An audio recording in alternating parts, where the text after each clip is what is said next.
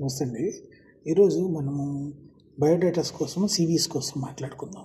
So మనము ఇండియాలో నార్మల్గా ఏం చేస్తుంటాము, ఎటువంటి జాబ్కైనా మనము ఒకటే టైప్ సీవీ, బయోడేటా, రెజ్యూము అది పంపిస్తుంటాం. బట్ ఇట్లా కాదనమాట. విదేశాలకు వచ్చేప్పటికి పరిస్థితి వేరేగా ఉంటుంది.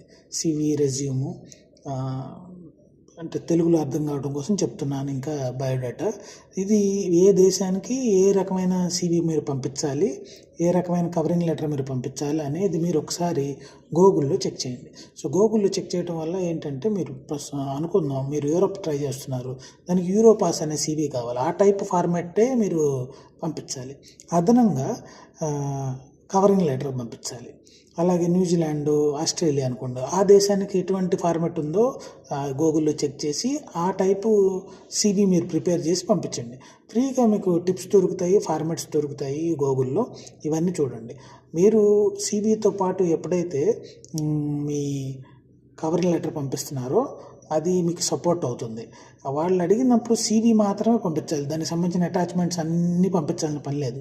ఈ మధ్య కొత్త ట్రెండ్ ఏంటంటే సీవీతో పాటు అన్ని డాక్యుమెంట్స్ పీడిఎఫ్తో కలిపి పంపించమంటున్నారు.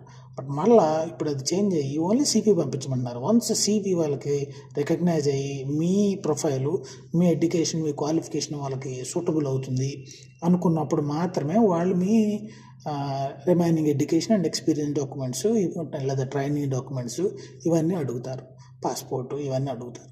సో ఆ రకంగా మీరు డీల్ చేయండి, మీకు ఉపయోగం ఉంటుంది. మీరు bunch of mails, bunch of documents ఒకసారి పంపించడం వల్ల విదేశాల్లో అంతా ఏంటంటే అవుట్లుక్ యూజ్ చేస్తారు కంపెనీస్ అనేవి. వీళ్ళు మ్యాక్సిమం 2 MB 3 MB కంటే ఎక్కువ మెయిల్ తీసుకోదు, అది ఆటోమేటిక్గా మిమ్మల్ని రిఫ్యూజ్ చేస్తుంది.